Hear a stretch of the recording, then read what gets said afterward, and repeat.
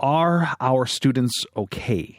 School principals aren't so sure about that. People for Education surveyed principals across the province about mental health supports that are available at their schools. They found a system that's under stress and understaffed. Not enough psychologists or youth workers to help students who are still dealing with the effects of the pandemic. Principal Keith Wainwright was one of the more than 1,000 principals who responded to the survey. He is at Glendew Public School in Durham. Joseph Smith is a vice principal at Mark Garneau Institute in Toronto who has a special interest in mental health, and we've got them both on the line. Good morning. Good morning. Good morning. So, Keith, we'll start with you. The survey asked principals about the state of mental health support in their schools. What did you report?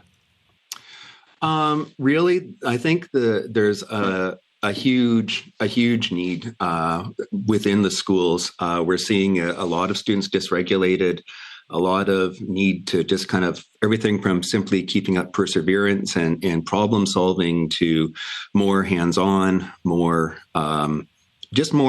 concerns. And it was from before the pandemic, but the pandemic kind of made it worse. And the resources, I mean, I'm lucky I'm in Durham. We got layers of help here, but despite that, it still is taxing. It still is often not enough. And we end up putting up fires here on the front line a lot of the time. What does that look like, putting out fires on the front line? On the preventative side, it's one of the things that we're looking at in our school. And I know as a board, they have a new mental health strategy that they're working on, which deals with both the staff side of the mental health and well-being and the student side, kind of that wrap around from the staff to the students. It involves making sure that we have special spaces for some of our students who need that time out. We've been doing a lot of extra special education on social emotional learning at our school. We've been really lucky that we've had a child and youth worker to come in and talk to some of our junior grades. And I have a primary teacher who's talking to some of our talking to some of our primary grades about how to handle the social emotional learning. We work at how do you problem solve? How do you work out problems, keeping small problems small, big problems, who do you talk to, that type of thing. But of course, this is you doing more with what you've got, trying to do more for the students with what you've got, as I understand it. Joseph, the report said that students and schools are still dealing with the effects of the pandemic. How would you describe the mental health of your high school students right now? What are you hearing from them? I think it's quite in line with what the report yields. Since arriving at Mark Garneau, I've seen that students are responding to the post-pandemic reality in a number of different ways. There is a cohort of students who feel really dismayed and they feel set back by the pandemic. And I think it's because they've missed out on a few years of being able to socialize and the type of developmental growth that can come through socializing with their peers and also socializing with adults in this space. And I think they've also been subjected to all sorts of misinformation and experiences online in echo chambers that they haven't been filtered well, and they haven't been able to get the support of adults in a building that are set up to educate, to help them filter that information. I think the duress that families are under financially, now with inflation, but also during the pandemic, just trying to make ends meet and trying to figure out what's next and how to provide and support the household. So I think students are coming back to school and have been coming back to school with all that weight. And so at Mark Garneau, we've really tried to pilot a few mental health and wellness activities from having something called the New Normal, which is a 1 week dedicated to mental health education for staff and students, as well as wellness activities for everybody like yoga and art therapy and things of that nature. And it's turned into something that we're doing monthly. The idea of as you mentioned, seeing dismay in the kids that have come back to school, that is, it must be so... Well, just so tough to see among those kids. You must really feel for them. Keith, your kids are younger at school, so what are you seeing with them? You know, it's a continuum, right? It's the same thing. As I said, the students they've lost. He said it's perfectly. They've lost those years of being able to just play and to do those things that kids would normally do. So you see in a grade 7 some of the behavior you might normally see in a grade 4, and to understand that there is a need for people to teach those skills. And I'm so happy to hear those things are happening at the secondary school. Similarly, we are doing things at our school from art club, dance club. We have an allied group. We have a a group that a lot of stuff that our special education resource teachers have put in place to make sure that we have that. And as I said before, we've been really lucky to have some support from the board as well. They've been kind of going out to not just my school, but other schools too, and working individually. That's the psychometrists, the psychologists, the social workers. They've kind of are working overtime to try and teach us how to work with the kids. Right. There's a lot of that type of thing. You said something there, Keith, that I want to get a better sense of. You'd mentioned you'd see like grade 4 behavior in a grade 7 kid. What type of? Can you give us an example of that? What are you seeing? What do you mean by that? Kind of a little lack of perseverance and problem solving. We use that euphemism of hands-on, where they will grab at, or rather than using words in social interactions, they'll sometimes get more physical about things. And you kind of go, where'd that come from? This school just doesn't do that. So are you seeing more conflict in the school?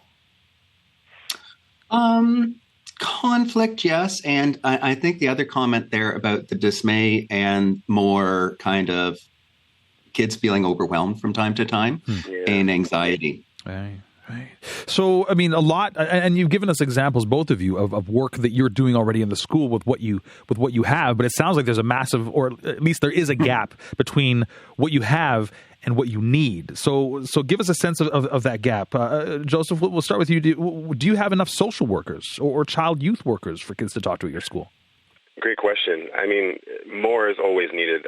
I'm at the largest school in the TDSB in terms of a high school, I believe, or it could be second largest, about 1,800 students, 1,865 roughly, with a staff of about 104.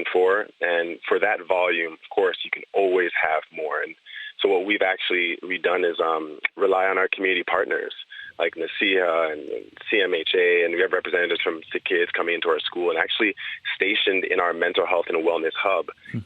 Every single day you'll have a different community partner, and a number of them stationed there so students can leave class and literally go down to the wellness hub and talk to somebody that they might need. And we have our CYW and our social worker, but more is always needed. And I think in addition to that, more, we talk about educating staff and students on mental health and, meaningful wellness activities to alleviate some of their pressures and tensions. It's also important for parents. Opening up spaces for parents to engage in mental health education as a result of the different stigmas that exist within community around mental health itself. So I'm in a very diverse area of the city and a very diverse school. So really reducing and demystifying mental health challenges is important post-pandemic. Keith, how many social workers or child and youth workers do you have for kids to talk to your school versus how many you need or you feel you need? For us at our school, we have a Wednesday morning and some Monday mornings we have a social worker who comes in, and her caseload is quite extensive. And that's not enough. I have EAs who are exceptional people, and I've got an exceptional staff that work with us. But I also I so dearly would like, I'm jealous of the fact that you have a dedicated child and youth worker within your school to be there permanently. That type of thing would help immeasurably. More staffing, smaller class sizes, those types of things to give the teachers a chance to work on that. I'm really impressed with the way the board's doing what they can with the work that they've got, but there's such a huge need, and I think people need to recognize it. It's not going away. If anything, it's worse. The Ministry of Education has said that they've made significant investments into mental health in schools, though, in the past few years. Has that made any difference for your school, Keith? Yeah, I mean, we've had for several years a mental health lead at the board office, and we've had also mental health nurses who we can tap into as a resource here. They've got kind of a tiered approach from the board level, where they've kind of like the tier 1 stuff is what we do within the classroom. Then we have more and more specified things that we do until you get to kind of the tier 3, which is like that dedicated support with the social worker. So we're kind of making that work. But the caseload still is bigger. It's the kind of the rate of the needs is growing faster than the rate of the ability for us to meet them. Joseph, you sound like you're agreeing with that? Yeah, no, absolutely. And for us, we're we aren't able to meet the needs of students with dedicated TDSB staff members, whether they be social workers or CRWs, we literally have relied on community agencies and partners. It's been one of the biggest benefits to being at Mark Garneau is that there's just a number of different organizations and agencies around us that can provide culturally relevant mental health services. And that's another important key piece of this. I spoke about educating parents and providing opportunities for parents. Well, it has to be culturally relevant, and it has to reflect the unique needs of students in our catchment area. So what then right now do you need from the province? What more do you need from the province to make a difference at your school, Joseph? So right now there are sources of funding that we're able to tap into quarterly and biannually for different events we want to host around mental health, or different people we would like to pay to come in as facilitators. I think it's really making sure that there's sustainable funds that we can tap into over 5 to 10 years, as this post-pandemic reality, the ramifications of the pandemic are going to be around for quite a long time. And so we're talking about grade 9 students who haven't been in school since grade 6, for example. Their development has been impacted and impeded dramatically. And I'm a grade 11 vice principal at our school. We have different VPs for different grades. And so those grade 9s, as they get older and get into different spaces, there's so much unique things they're going to have to learn about themselves that they would have already learned potentially, but they missed out on those socializing aspects and the being around adults that can educate them. So I think more sustainable and consistent funds allotted, and I think more staff members that are uniquely focused on providing mental health care and support from a culturally relevant perspective. Yeah. Keith, what about you? What more do you need right now to provide the support in a consistent way to the kids there?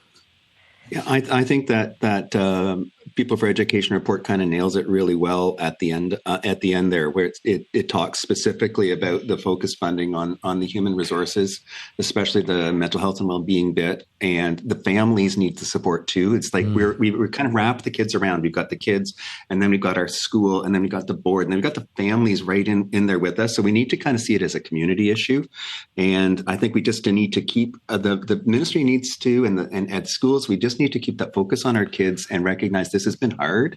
It's been a long time getting into this, and we need to get kind of take some time to get out. It's just keep meeting the individual needs of those kids kind of one at a time. And if I could have a wish, I think it would be that they actually have kind of a task force, or I need a lot of help from a bigger group. I need the different mental health organizations, the teachers federations, principals councils, the government all to get together and say, let's get something put together here that is sustainable, because this is not going away next year.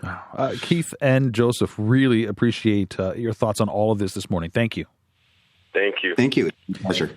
Principal Keith Wainwright is at Glendew Public School in Durham. Joseph Smith is a vice principal, a grade 11 vice principal at Mark Garneau Institute in Toronto, and the co-founder of Generation Chosen.